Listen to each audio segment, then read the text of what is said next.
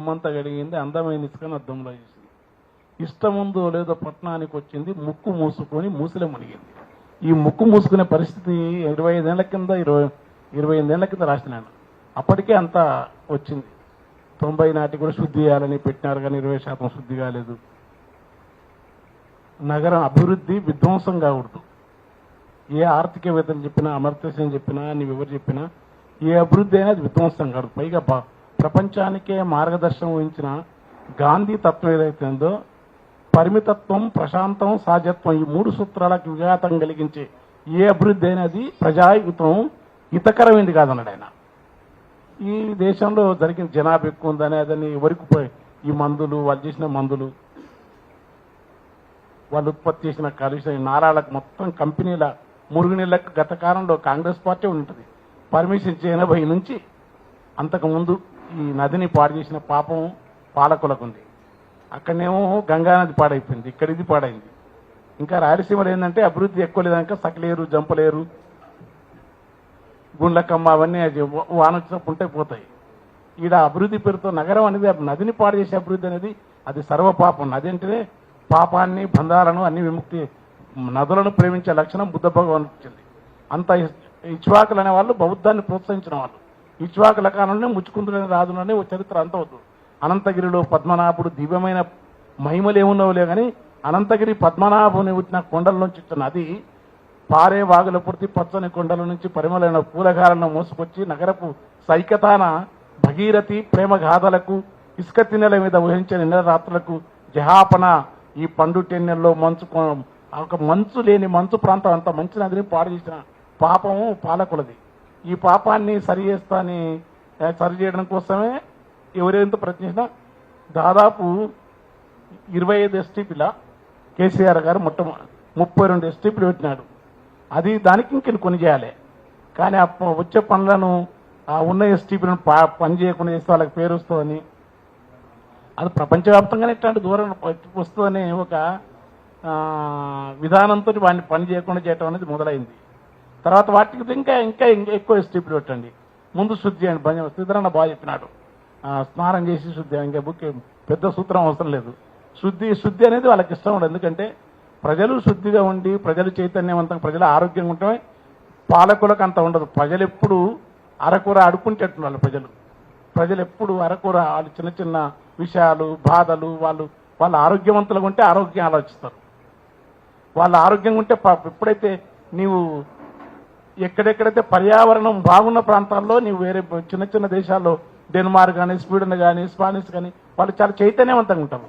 ప్రజలు ఎప్పుడు అంటే తాను దుర్భర పరిస్థితుల్లోనే ఒక ఏమీ లేని లేమితనంలోకి వెళ్ళిపోతారు, రోగగ్రస్తులు అవుతారు. మనుషుల ఆలోచనలో కూడా వాళ్ళు తాము చిన్న వాటి కోసం ఇది చేస్తారు. అది మొదటి నుంచి ఉన్నది. ఇవన్నిటిని చాలా లోతైన ప్రశ్నలు బాలగోపాల్ లాంటి వాళ్ళు ఇవాళ మనకు తెలుగు సమాజంలో లేరు అట్లా వాటి పట్ల. ఇప్పుడు నరసింహారెడ్డి అన్న తీసుకునే కార్యక్రమం వల్ల మనం పోదాం వాళ్ళ దగ్గర. ఈ నదిని శుద్ధి చేసే పని సుందరం కాదు, ఇంకా సుందరం చేయ మేము కూడా సపోర్ట్ చేస్తాం. ఎంత సుందరం చేస్తే నేను పేరు పెట్టి అనను, కానీ సుందరం చేస్తావా, అందం చేస్తావా చెయ్యి. అదే సందర్భంలో నిర్వాసితుల ఒక్కరి మీద కూడా ఒక్కరి గుడిసె కానీ కూలిస్తే, ఒక గూడెం కానీ గుడిసె కానీ లేకుంటే మధ్యతరగతి అపార్ట్మెంట్ కానీ కూడిసే హక్కు ఈ ప్రభుత్వాలకు లేదు. పోనీ ఎస్టీపీలు గతం ఉన్నాయి పని చేయకుండా చేస్తుంటే నీకు ఇది ప్రజాస్వామ్య పద్ధతి కాదు. ఎందుకంటే కాంగ్రెస్ పార్టీ ప్రజాస్వామ్యం గురించి ఎక్కువ మాట్లాడతారు. రాహుల్ గాంధీ నిజంగా కూడా ఆయన కొంత నమ్ముతున్నాం, కానీ మరి ఆయనకు రిపోర్ట్ తెలుస్తుందా, తెలియదా, వీళ్ళు పంపరా? మరి జరుగుతున్నప్పుడు ఆయన ప్రజాస్వామ్యం అంతా మాట్లాడు, సెంట్రల్ యూనివర్సిటీకి వచ్చి రోహిత్ వేముల దగ్గర వచ్చి మాట్లాడినప్పుడు డెమోక్రాట్గా మాట్లాడతాడు. కేరళ వెనక చాలా డెమోక్రాట్గా మాట్లాడతాడు. తమిళనాడు విషయాలు వచ్చినప్పుడు చాలా డెమోక్రాటిక్గా ఉంటాడు. మరి ఇక్కడ వచ్చినప్పుడు గుడిసెలు కూర్చోవడం, కాంగ్రెస్ పేదవాళ్ళని కూర్చోవడం లేదు కదా. మరి ఇది ఎందుకు ఎవరు దీన్ని ప్రతాపం చేస్తుండ్రు?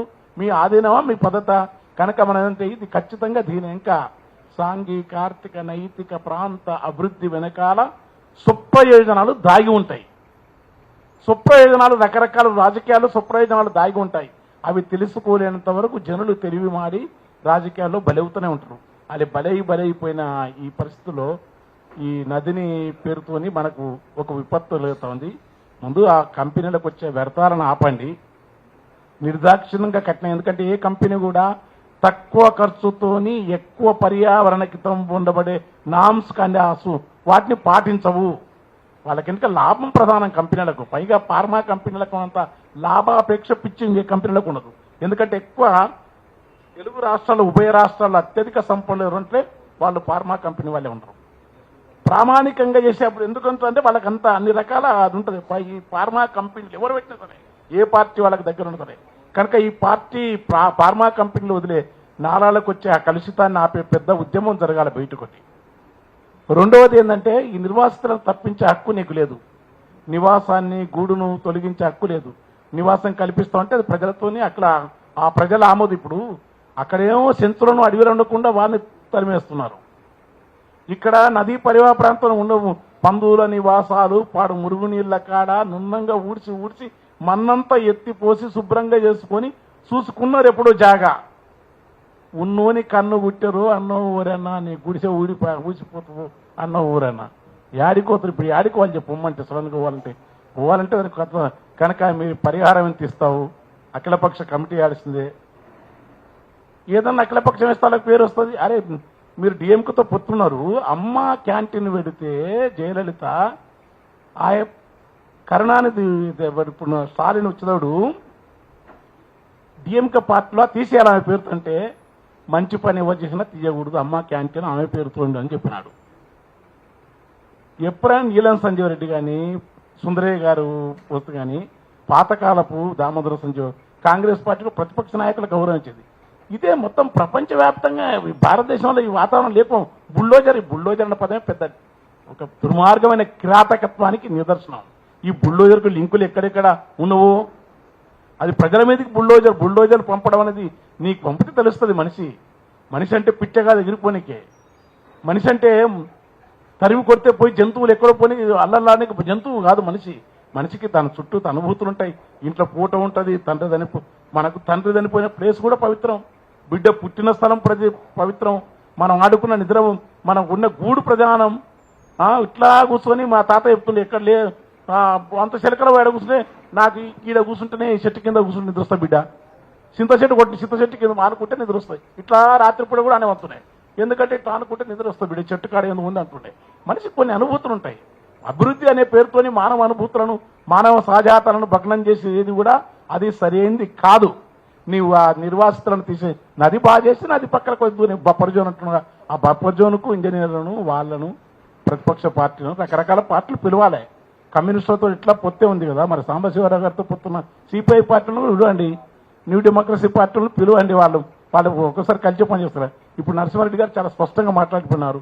తర్వాత బీఆర్ఎస్ పార్టీ అంటే నీకు ఎందుకంటే వాళ్ళు పెట్టిన ఎస్టీపీలే వద్దంటున్నాక రాజకీయం చేయడం కాదు, ప్రజా సమస్యది చెప్పేది. రాజకీయం కోసం చేస్తుండ్రా, దీంతోనే మొత్తం రాజకీయం మారిపోతా, దీంతోనే ఇంకా ఎలక్షన్ చాలన్నది. ప్రజల తరఫున ఆవేదన, మాలాంటి వాళ్ళు ఆవేదన అని చెప్తున్నాం. ఎంత బాధ ఉంటుందో వాళ్ళు చిన్న చిన్న పనులు చేసుకునే పనులు ఏంది, కేతిల టీ అమ్మేటోళ్ళు, రాత్రిపూట లైట్లు మోసేటోళ్ళు, పూలు అమ్మేటోళ్ళు, సఫాయి వర్కర్లు, గల్లీసినది పాట అంతా వాళ్ళదే. వాళ్ళ బతుకులు వాళ్ళకి సడన్ గా ఇంతింత జీతాలు తీసుకొని, లక్షల జీతాలు తీసుకొని ఉన్న మీకు ఒక్క నెల మనకు రాకపోతే గిలగిల కొట్టుకుంటామే. వాళ్ళకి ఏం ఆధారం అవుతుంది? ఎక్కడ సడన్ గా ఎక్కడ తీసుకుంటాం? అన్నిటికన్నా మన ఎమ్మెల్యేలు టోకన్లు ఇచ్చి ఏసీలు గీసీలు పిడి చేసుకొని ఇస్తారు. ఈ ఎండలకు ఉమ్మరాన్ని సడన్ గా ఉమ్మంటే ఏడిపోతారు ఆ పిల్లలు తీసుకొని, ఎక్కడ పోతారు? ఏ బతుకది బతుకు మనుషులను ఎలా ఆలోచించవా? నువ్వు ఆలోచించాల్సి పాలకులకు ఉండదు, దయ ఉండకూడదు. రాజ్యం వచ్చేవరకు అట్లుంటారా? అదే కనుక మీరు కనుక పదవి లేకుండా ఇదే పరిస్థితిలో మీరుండి వేరే ప్రభుత్వం చేస్తే దీని మీద అల్లలల్లో పెద్ద బ్రహ్మాండ ఉద్యమం మాటలు ఉంటుండే. ఇది ఎందుకు? కనుక ఇది సరైనది కాదు. నిర్వాసితులను చేయొద్దు, శుద్ధి చేయాలి. తర్వాత 50 కిలోమీటర్లు కాదు, 250-260 కిలోమీటర్లు ఇది ముచ్చుకుంద నుంచి మొదలుకొని ఆడికేడికి వజీరాబాద్ కాడ, వాడపల్లి కాడ కలిసే దగ్గర కూడా మొత్తం మురికి అయిపోయింది. సూర్యాపేట అవతల మూసి పక్కన కళ్ళాతే దెబ్బకే కపం వచ్చి వస్తారు, జ్వరం వస్తుంది. అరే నేను పరిశాన ఏడాదైనా కళ్ళు బాగుంటుంది అట్లేదు. మా ఫ్రెండ్ చెప్తే అరే నీ వేడదైన రాన్న, అరే అది మూసి పక్కన కళ్ళు కపం ఎల్లో కలర్ వస్తుంది. మొత్తం పాడు. ఈ పారిశ్రామిక వ్యర్థాలను ఆపాలి. పెట్టుబడిదారుల పైన పాలకులు ఎప్పటికీ ప్రేమనే ఉంటుంది, వాళ్ళు ఎవరు చేయరు. ప్రజల యొక్క అప్రమత్తత ఉండాలి. ప్రజలేమో హాయిగా ఎట్టుంటే టైం పాస్ ఈజీ గోయింగ్ అయిపోయింది. ఇప్పుడు ఈ బీఆర్ఎస్ లీడర్లు ఉండగా మాట్లాడిన ఎవరు మన మిత్రుడు ఇంత ఇట్లాంటి అనుకో, ప్రజలు ఈజీ గోయింగ్ అయిపోయింది. ఏదో వస్తే పోతాం, మీరు చాలా సీరియస్గా మాట్లాడే తపన లేదు ప్రజలకు. వాళ్ళ పాపం బాధలు, వాళ్ళ బాధలను కొంచెం ఏదో చెప్తున్నాం. ఈ బాధలన్నిటి నది పాడు కాకపోతే ఏం తింటారు? ఆ మూసిలవన్నీ ఒడ్డు తినండి. ఆ మూసిలవన్నీ కూరగాయలు పాలకు తీసుకొని మూసిల చుట్టుముట్టు అనేది తెస్తారు కూరగాయలు. ఒక్కసారి చూసిన వాసన ఇంత ఘోరంగా ఉంటాయి. ఇంత ఖరాబు చేసి ఆరోగ్యాలు పాడు చేసి కలిపి ఇంత అన్యాయం చేస్తే ప్రజలు ఏం బతకాలి? ఎందుకు ఇంత దుర్మార్గం? కనుక వెళ్ళిపోదము ఏ దేశానికి వెళ్ళిపోదము, ఉన్న ఫలముల గూడు కూల్చే గుళ్ళో జారే తలుపు తట్టే, కన్నీరే దప్ప మాకుయే అండాలేని కాలమోచ్చే ఉండిపోదం వెళ్ళిపో ఏ దేశానికి వెళ్ళిపోదుము. యాడికి వెళ్ళిపోతారు చెప్పు? మేము పోయే ప్రశ్న లేదు. ప్రజలకు దగ్గర ఉండాలి. ఇంతమంది ఉన్నదానికి ఇంతమంది చాలు. ఈడ మూసి ఇండ్ల కాడికి పోతాడు, మనందరం పోవాలి. ఈడ కూర్చొనే మాట్లాడదు. ఈడ కూర్చొని ఏమవుతుందంటే ఒక చైతన్యవంతమైన ప్రజా ఉద్యమాల స్థాయి లేకపోవడం వల్ల ఇవన్నీ ఆటలు జరుగుతూ ఉన్నాయి. చైతన్యమైన ప్రజా ఉద్యమం, తెలంగాణ ఉద్యమం జరిగిన తర్వాత వచ్చిన తర్వాత 10 ఏళ్లలో ఎట్లనేమంటే డెవలప్మెంట్ మంచి ఆ మూసి ఒక్కడు బాధపడ్డా మనందరి బాధ. తెలంగాణ లక్షణం ఏంటంటే ఒక్క మనిషి బాధ కూడా 100 మంది బాధ. ఒక్కడు బాధపడ్డా కూడా అందరి బాధగా భావించే లక్షణం ఒక తెలంగాణ నెలకే ఉంది. గుర్తుపెట్టుకోండి. చిన్న ఇష్యూ అయినా సరే బాధగలిగితే దాన్ని వేగం చేయాలా. వేగం చేసి మనం కాపాడుకోవాలా. నిర్వాసితులకు గూడు గుల్చేది లేదు, భూమి పాడేది లేదు. గాంధీ ఆశ్రమం విగ్రహం కట్టుకుంటే ఆడగడతావు, పెద్ద కడతావు. గాంధీ బొమ్మది కూడా ఊకే గాంధీని కట్టినారు. గాంధీ వాళ్ళకి ప్రేమ ఉండదు. గాంధీ కనుకుంటే ఇప్పుడు కాంగ్రెస్ ఉన్నాడే సర్దార్ వల్లభాయ్ పటేల్ కంటే ఆయన పెట్టకముందు పెద్దది పెట్టాలి. గిడ కడితే గాంధీ గుడి కడితేనే ఓడు నాకు తెలిసి నేను పోయి అడిగిన ఒకసారి పూజాని గాంధీ గుడి కాడికి పోయి. ఎందుకంటే గాంధీ గుడి కాడికి నేను ఎందుకు పోతుంటే ఆయన సెక్యులర్, ఆయన ఈ అంతరానితనం, వర్ణ వ్యవస్థ ఇవన్నీ మొట్టమొదటి అర్జున్ సమాజ్ పెట్టింది ఆయన్నే.